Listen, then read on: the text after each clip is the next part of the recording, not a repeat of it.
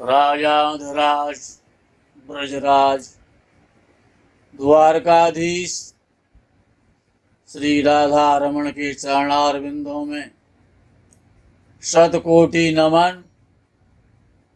मित्रों को, जिज्ञासुओं को, धर्म प्रेमियों को, ज्योतिष विज्ञान प्रेमियों को हर हर महादेव, बम बम भोले, नमः शिवाय।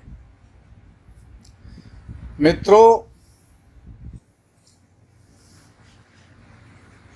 राशियों के आधार पर, ग्रहों के आधार पर, भावों के आधार पर, उच्च नीच के आधार पर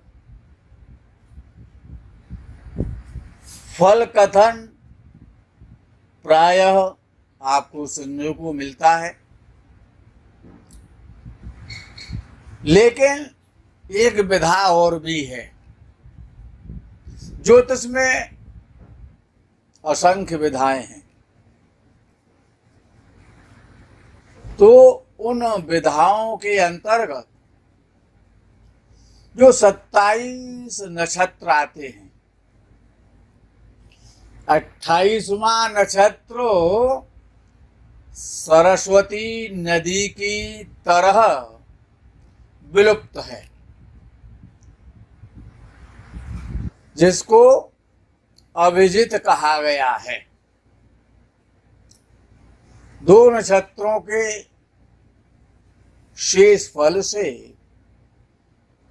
अभिजित नक्षत्र उत्पन्न होता है, लेकिन वो गणना में नहीं आता है। 27 नक्षत्र ही गणना में हुआ करते हैं। अच्छा, कोई अश्विनी नक्षत्र में पैदा होता है, कोई भरणी में होता है, कोई आश्लेषा में होता है, तो कोई पूर्वा फाल्गुनी में होता है। और एक राशि में 2.25 नक्षत्र होते हैं, और एक राशि में 30 अंश होते हैं और 9 नवांश होते हैं। एक राशि में 30 अंश, 9 नवांश, 2.25 नक्षत्र, और उन नक्षत्रों के 9 पार्ट, 9 विभाग, 9 अक्षर और 5 तत्व होते हैं। मित्रों, विषय बड़ा ज्ञान का है, समझने वाला है, क्योंकि नक्षत्रों से ही ग्रहों की उत्पत्ति हुई है, राशियों की उत्पत्ति हुई है, और राशियों के लॉर्ड ग्रह होते हैं। तो नक्षत्र की अपनी अलौकिक, अनुपम, दिव्य प्रतिभा है। उसका ज्योतिष शास्त्र में बड़ा सुंदर विवरण महर्षि पाराशर जी के द्वारा प्राप्त होता है। तो जो प्रथम नंबर का, जो फर्स्ट नंबर, प्रथम नंबर से जो प्रारंभ होता है, उसका नाम है अश्विनी नक्षत्र। अच्छा, इसको अश्विनी क्यों कहा गया? इसका नाम अश्विनी क्यों रखा गया है? अश्व कहते हैं घोड़े के लिए, और अश्विनी कहते हैं घोड़ी के लिए। अश्विनी नक्षत्र सौर मंडल का और मेष राशि का प्रथम नक्षत्र है, नंबर 1 पर आता है गिनती में। और जो ब्रह्मांड है, जो सौरमंडल है, जो भचक्र जिसको कहा जाता है,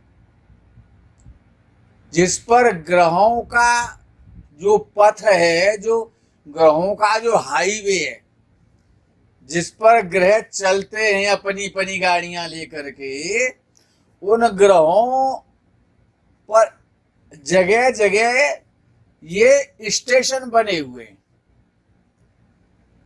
12 स्टेशन हैं, और वो अलग अलग प्रकार के हैं, और हर स्टेशन पर, हर स्टॉल पर वो एक अलग प्रकार का सामान मिलता है। तो इसको समझना है। और क्योंकि आपको ये पता होता है कि आपका किस नक्षत्र में जन्म हुआ है, तो अश्विनी नक्षत्र इसका नाम क्यों रखा गया ऋषियों ने, कि अश्विनी कहते हैं घोड़ी के लिए, जैसे घोड़ी या घोड़े का जो मुख होता है, जो फेस होता है, उस प्रकार से अश्विनी नक्षत्र की आकृति है घोड़ी और घोड़े के मुख के समान। अश्व के मुख के समान जिसकी आकृति है वो अश्विनी नक्षत्र कहलाता है सौर जगत में, नक्षत्र मंडल में। और इस ये जो नक्षत्र है ये 3 तारों से मिलकर के बना है। ये 3 तारों का, 3 तारागणों का जो समूह है,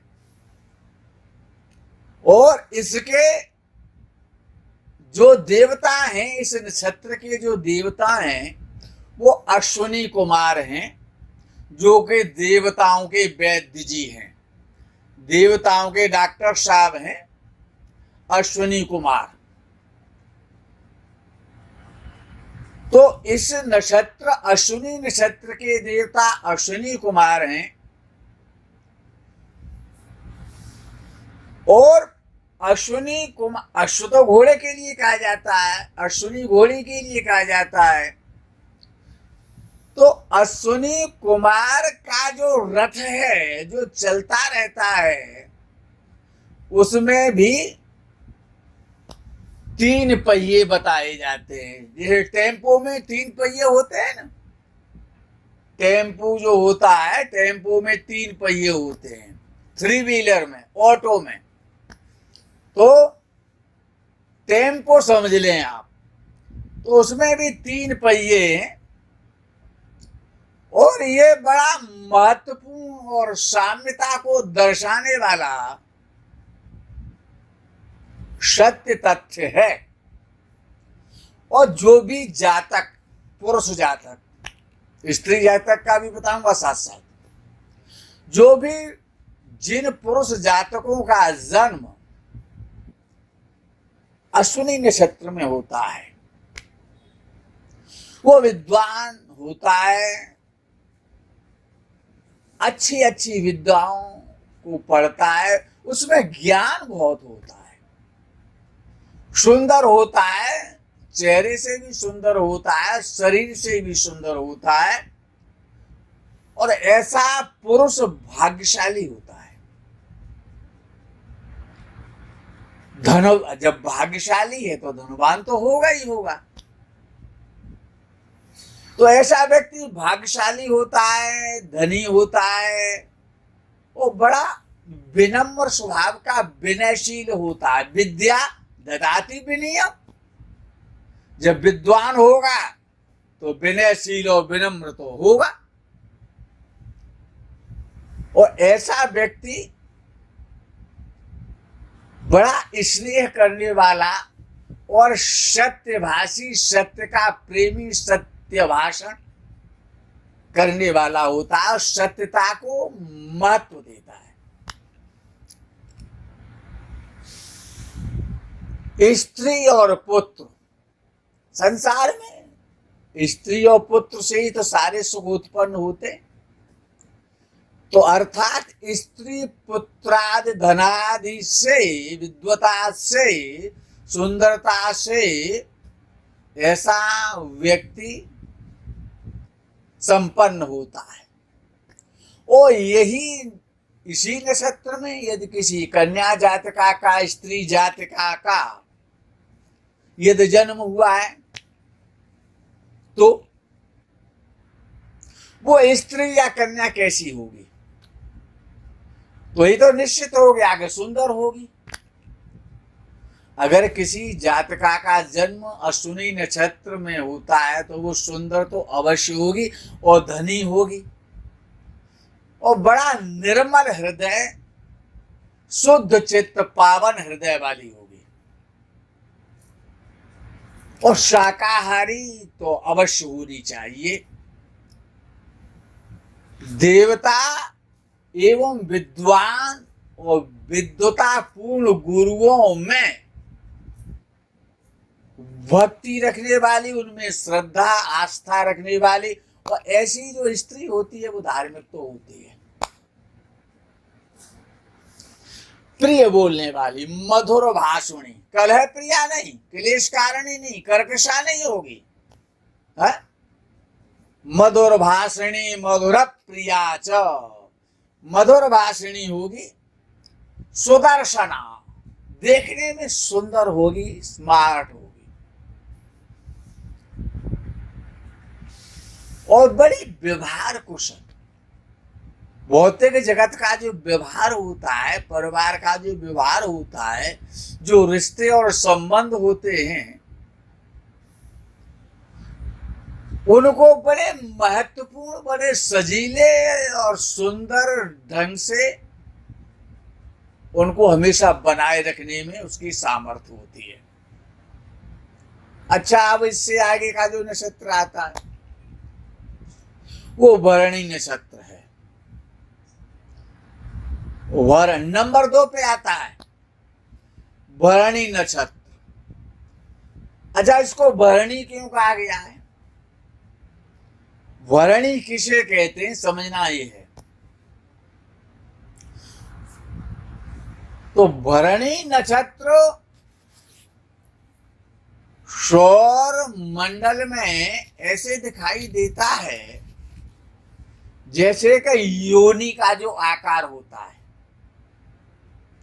योनि के आकार को, योनि को भरणी कहा जाता है ज्योतिष शास्त्र में और संस्कृत वाङ्मय में। और इसमें भी 3 तारे ही हैं। इसमें 3 तारों की मिली जुली जो आकृति है, जो योनि के सदृश प्रतीत होती है, इसलिए इसको भरणी कहा जाता है। और जो भरणी नक्षत्र के जो देवता हैं, इन देवताओं को याद करना बहुत आवश्यक है। इनको आप याद कीजिए, इनका आगे बहुत सुंदर फल सुनने को मिलेगा। ऐसे नक्षत्र जो भरणी नक्षत्र है, इसके देवता यमराज हैं। भरणी नक्षत्र के देवता यमराज हैं। और जब किसी जातक का, पुरुष जातक का, किसी पुत्र का जब भरणी नक्षत्र में जन्म होता है, तो ऐसा पुरुष, ऐसा जातक सत्यवादी, प्रियभाषी। अच्छा, अब सत्यवादी है, प्रियभाषी है, तो मूर्ख तो हो नहीं सकता, बुद्धिमान तो होगा। क्योंकि मूर्ख ही तो कर्कशा वाणी बोलेगा। हा? प्रिय कौन बोलेगा और सत्य कौन बोलेगा? कि जो बुद्धिमान होगा। तो ऐसा व्यक्ति बुद्धिमान होता है और बड़ा तार्किक, बड़ा लॉजिकली बुद्धि का होता है, और टेक्निकल बुद्धि होती है, तार्किक बुद्धि। और अच्छा, उसकी एक विशेषता होती है कि दुष्टों के साथ दुष्टता का व्यवहार है और संतों के साथ साधुता का व्यवहार है। ये उसका वैशिष्ट होता है, जिसका जन्म भरणी नक्षत्र में होता है। जैसे को तैसा। और बड़ा दृढ़ निश्चयी होता है, संकल्प मजबूत होता है, उसका विल पावर बहुत मजबूत होती है। वो बड़े उत्तम विचारों वाला होता है, महत्वाकांक्षी होता है, उच्चाकांक्षी होता है। किंतु ऐसा भी कभी कभी देखा जाता, प्राय नहीं होता, कि ऐसा जातक अपयश का भागीदार तो बनता है। अच्छा, इसी भरणी नक्षत्र में किसी कन्या का, किसी जातका का यदि जन्म हो, तब वो स्त्री कैसी होगी, यहां बिल्कुल अपोजिट सा विषय आ जाता है इस भरणी नक्षत्र में। क्या कि भरणी नक्षत्र में जिन जातकाओं का जन्म होता है वो प्रायः कर्कशा और दुष्टता स्वभाव की होती हैं, नृशंस और क्लेश कारणी कलह कारणी होती हैं, निर्धन और निस्तेज और मलिन स्वभाव वाली होती हैं। ऐसा शास्त्रों का, विद्वानों का ऐसा ही मत है। इससे आगे का जो तीसरे नंबर का जो नक्षत्र है उसका नाम है कृत्तिका। कृत्तिका ये तीसरे नंबर पे आता है और ये इसका जो पहला पार्ट है वो मेष राशि में आता है और 3 पार्ट इसके वृषभ राशि में चले जाते हैं। पहला पार्ट यानी 25% मेष राशि को चला जाता है पहला, और 75% जो पीछे का जो पार्ट है वो वृषभ राशि को मिल जाता है। अर्थात ये जो नक्षत्र है ये 2 नक्षत्रों से मिलकर के बना है, 2 तारे इसमें नजर आते हैं। और इस नक्षत्र के जो देवता हैं वो अग्नि है। अर्थात अब आप ये समझ सकते हैं कि मेष राशि में कौन कौन से तत्व आ गए और कौन कौन से देवता लग गए। इसको समझना है, जब भी आप सत्य और सटीक फलादेश जान पाएंगे। इसमें अग्नि तत्व है और इसके देवता अग्निदेव हैं। अच्छा, ये कई कई विद्वानों ने ऐसा भी लिखा है कि ये 6 तारों का एक समूह है। इसमें 6 तारे हैं और इसका जो आकार है वो छुरी का जो आकार होता है, काटने वाली जो छुरी होती है, छुरी का जो आकार होता है, चाकू टाइप का जो आकार होता है, इसीलिए इसको छुरी का आकार होने के कारण इसको कृत्तिका यानी काटने वाला। अच्छा, 6 तारों से मिलकर के ये बना है। तो अच्छा, 6 माताएं हैं और वो किसकी माताएं हैं? वो भगवान कार्तिकेय, जो भगवान सदाशिव के जो बड़े पुत्र हैं, जिनको सडानन कहा जाता है, कार्तिकेय कहा जाता है। अच्छा, उनको कार्तिकेय क्यों कहा जाता है? क्योंकि उनको 6 कृतिकाओं ने मिलकर के उनका पोषण किया है, उनका पालन किया है और उनको दुग्धपान 6 माताओं ने कराया है, इसीलिए उनको सडानन कहा गया है। उनके 6 मुख हैं तो एक साथ वो 6 माताओं का दुग्धपान करते थे। 6 मुखों के साथ में 6 माताएं थी, 6 कृतिकाएं थी उनकी, और वो एक साथ 6 माओं का दूध पीते थे। एक एक मुख से एक एक माँ का स्तनपान करते थे, इसीलिए उनको सडानन कहा गया है, 6 मुख वाले। कार्तिकेय इसलिए कहा गया है कि उनका पालन पोषण कृतिकाओं ने किया, इसीलिए इस नक्षत्र के जो देवता हैं वो कुमार स्वामी हैं, कार्तिकेय सडानन हैं। मित्रों, कृतिका नक्षत्र में जन्म लेने का क्या फल होता है,